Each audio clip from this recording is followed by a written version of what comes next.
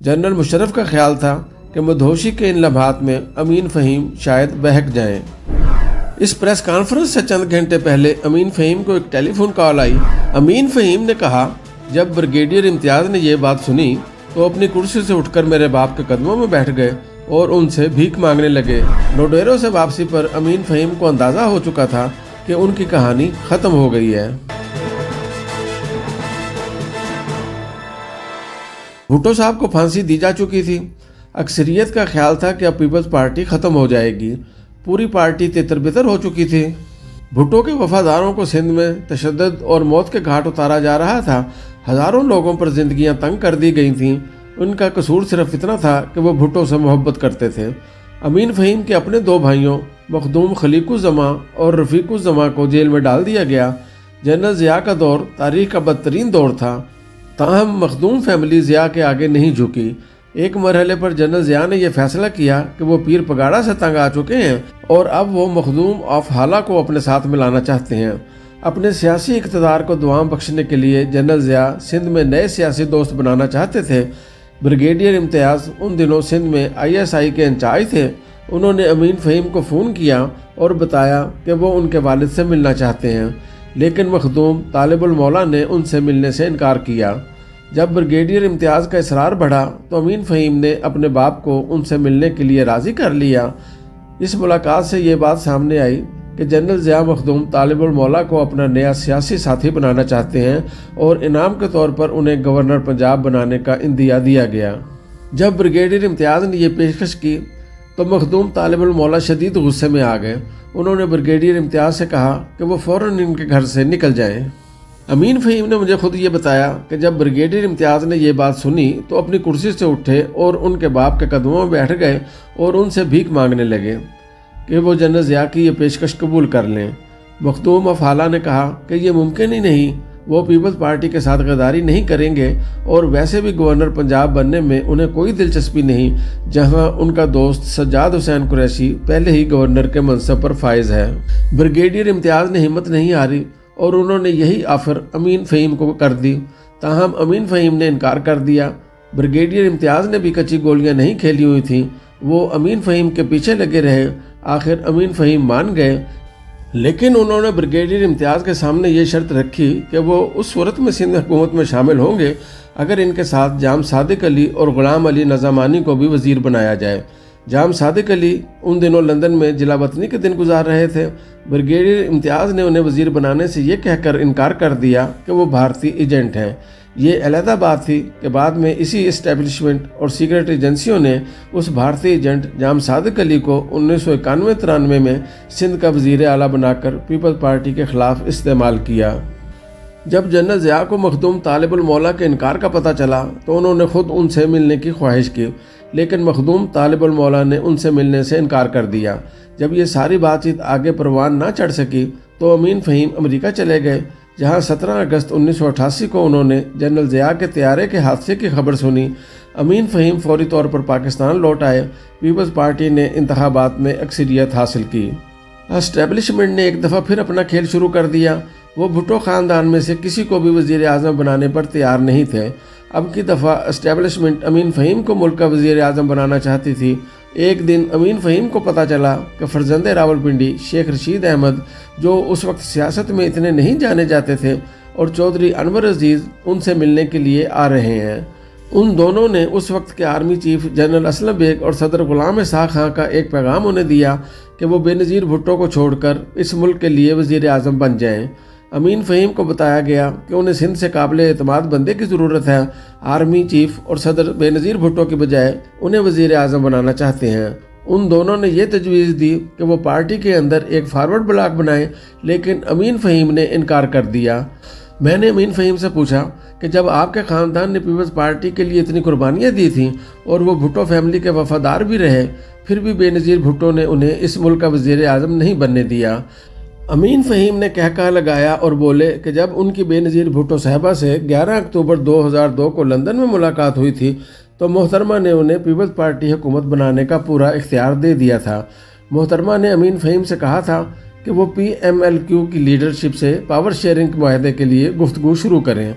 امین فہیم کو اس وقت شدید مایوسی ہوئی جب ان مذاکرات میں ان کے سامنے یہ شرط رکھی گئی کہ وزیر اعظم بننے کے بعد بے نظیر بھٹو سے کوئی رابطہ نہیں رکھیں گے۔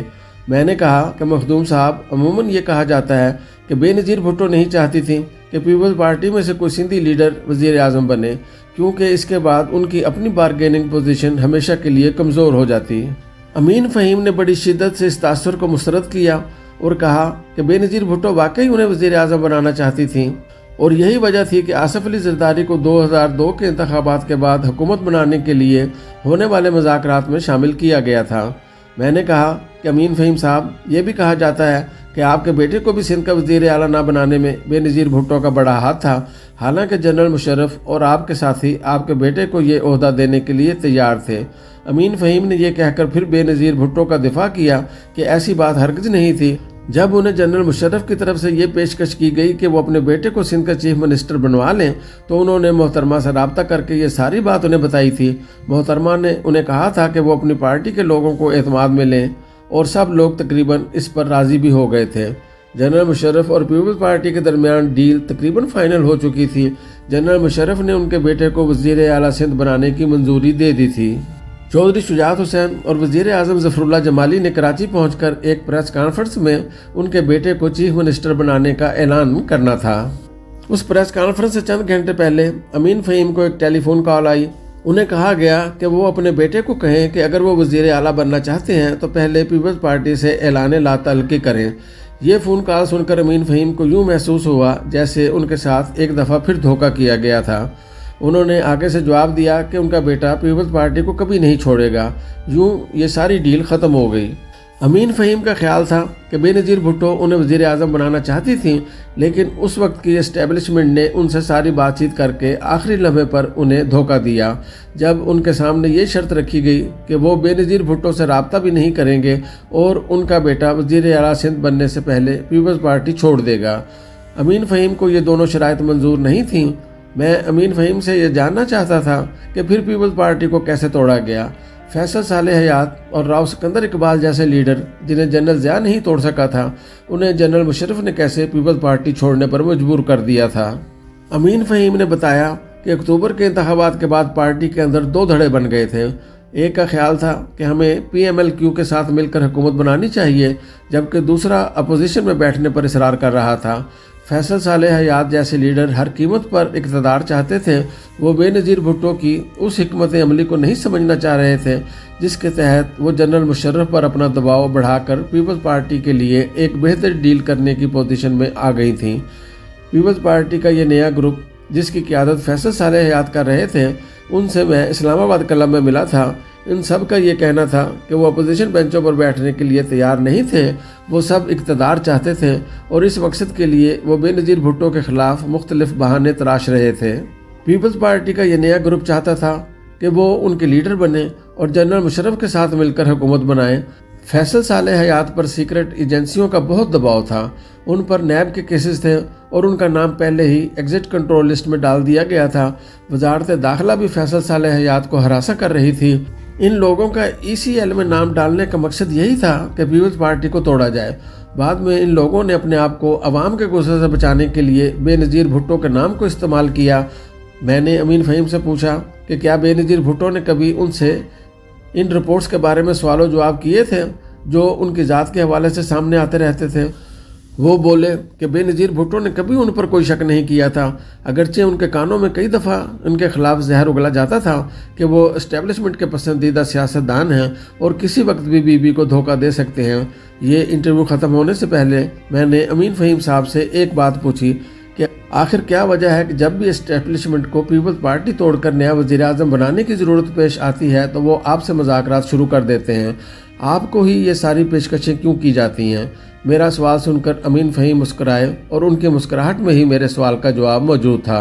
امین فہیم سے میرا دوسرا رابطہ 4 سال بعد 2007 میں لندن میں ہوا، جہاں وہ ایک دفعہ پھر بے نظیر بھٹو اور جنرل پرویز مشرف کے درمیان ایک نئی ڈیل کرانے کے لیے سرگرم تھے۔ بے نظیر بھٹو انہیں ایک دفعہ پھر جنرل مشرف اور سیکرٹ ایجنسیوں کے سربراہوں سے ایک اچھی ڈیل لینے کے لیے استعمال کر رہی تھیں۔ رحمان ملک طارق عزیز کو ڈیل کر رہے تھے، جبکہ جنرل مشرف کے ساتھ رابطوں کا ذریعہ امین فہیم تھے۔ امین فہیم نے خود مجھے لندن میں بتایا تھا کہ وہ کئی دفعہ جنرل مشرف کے ساتھ ڈھلتی رات کے لوازمات سے لطف اندوز ہو چکے تھے۔ وہ کئی دفعہ ایک دوسرے سے گلاس ٹکرا چکے تھے۔ ایک خوشگوار اور مدہوشی کے عالم میں جنرل مشرف انہیں اکثر یہ کہتے کہ وہ بے نظیر بھٹو کو چھوڑ دیں، وہ ان کے مزاج کے بندے ہیں، بہتر یہ ہے کہ وہ ان کے ساتھ شامل ہو جائیں۔ جنرل مشرف کا خیال تھا کہ مدہوشی کے ان لمحات میں امین فہیم شاید بہک جائیں، لیکن مخدوم نے بھی کچی گولیاں نہیں کھیلی ہوئی تھیں۔ یوں وہ دونوں ایک دوسرے کو داد تحسین دیتے رہے اور 2002 کی نسبت اب کی دفعہ امین فہیم بے نظیر بھٹو اور جنرل مشرف کو ایک نیا معاہدہ کرنے پر تیار کر چکے تھے۔ اب کی دفعہ جنرل مشرف بدلتے ہوئے عالمی اور ملکی حالات کے پیش نظر بے نظیر بھٹو کو وزیر اعظم بنانے پر تیار ہو گئے تھے۔ امین فہیم سے میرا تیسرا ٹاکرا 2008 کے شروع میں ہوا، جب فروری کے انتخابات کے بعد وہ اپنے آپ کو پاکستان کا وزیر اعظم کہنے لگ گئے تھے۔ اس میں ان کا قصور بھی نہیں تھا، کیونکہ نوڈیرو میں بے نظیر بھٹو کی شہادت کے بعد ہونے والی پہلی پریس کانفرنس میں آصف علی زرداری صاحب نے اپنے آپ کو بلاول بھٹو زرداری کے ساتھ کو چیئر پرسن منتخب کرا کر یہ اعلان کیا تھا کہ امین فہیم ان کے وزارت عظمیٰ کے امیدوار ہوں گے۔ 29 دسمبر 2007 کو نوڈیرو میں ہونے والی اس پریس کانفرنس میں میں بھی موجود تھا۔ میں وہاں بے نظیر بھٹو کی شہادت کے بعد اپنے اخبار دی نیوز کے لیے رپورٹنگ کرنے کے لیے بھیجا گیا تھا۔ یہی وجہ تھی کہ فروری کے انتخابات میں جب پیپلز پارٹی نے اکثریت حاصل کر لی تو امین فہیم نے اپنے آپ کو ملک کا وزیر اعظم سمجھنا شروع کر دیا تھا۔ ان کے 40 سال پرانے دوست سینیٹر انور بیگ نے امین فہیم کو اسلام آباد میں غیر ملکی سفیروں سے ملانا شروع کر دیا تھا۔ بہت سارے سفیر تو خود امین فہیم سے ملنا چاہتے تھے تاکہ وہ ملک کے نئے وزیر اعظم کو قریب سے دیکھ کر ان کے بارے میں اپنا ایک تاثر قائم کریں۔ انور بیگ کے ڈپلومیٹک انکلیو میں بہت زیادہ تعلقات تھے، جس کا مظاہرہ انہوں نے اس وقت کر کے دکھایا جب بے نظیر بھٹو پاکستان واپس آئیں اور انور بیگ نے پارلیمنٹ ہاؤس میں 100 سے زیادہ غیر ملکی سفیروں کو ایک چھت تلے بے نظیر بھٹو کی تقریر سننے کے لیے اکٹھا کر دیا تھا۔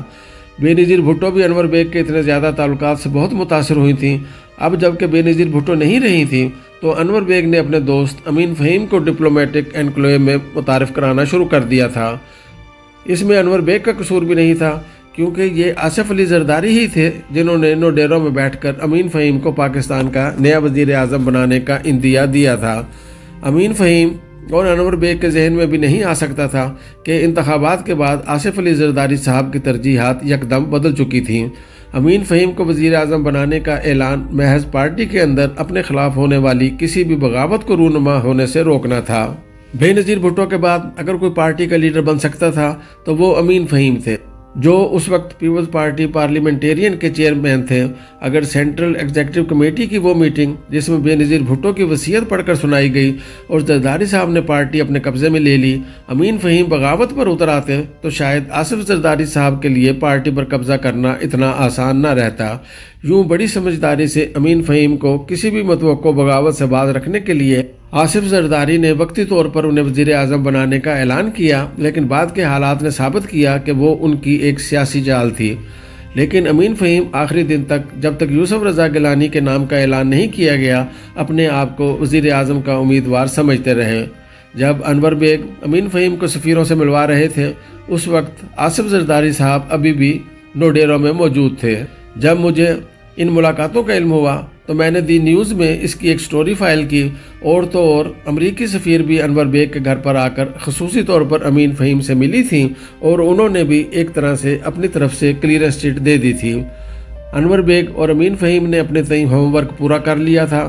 جب امریکن سفیر کو ان کے وزیر اعظم بننے پر اعتراض نہیں تھا تو باقی پھر پیچھے کیا رہ جاتا ہے۔ یوں امین فہیم کے وزیر اعظم بننے میں کچھ دن باقی رہ گئے تھے۔ جب یہ سٹوری چھپی تو مجھے انور بیگ نے فون کر کے کہا کہ کلاسرا صاحب، آپ نے تو امین فہیم کے وزیر اعظم بننے کے امکانات تقریباً ختم کر دیے ہیں۔ میں بڑا حیران ہوا تو وہ بولے کہ آج امین فہیم کی کچھ مغربی سفارتکاروں سے ملاقاتیں تھیں۔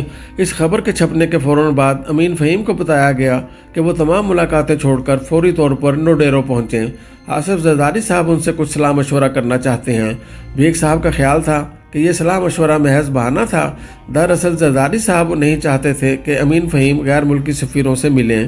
اس کا مطلب بڑا واضح تھا کہ آصف زرداری کا ذہن تبدیل ہو چکا تھا اور امین فہیم اب اس ملک کے نئے وزیر اعظم نہیں ہوں گے۔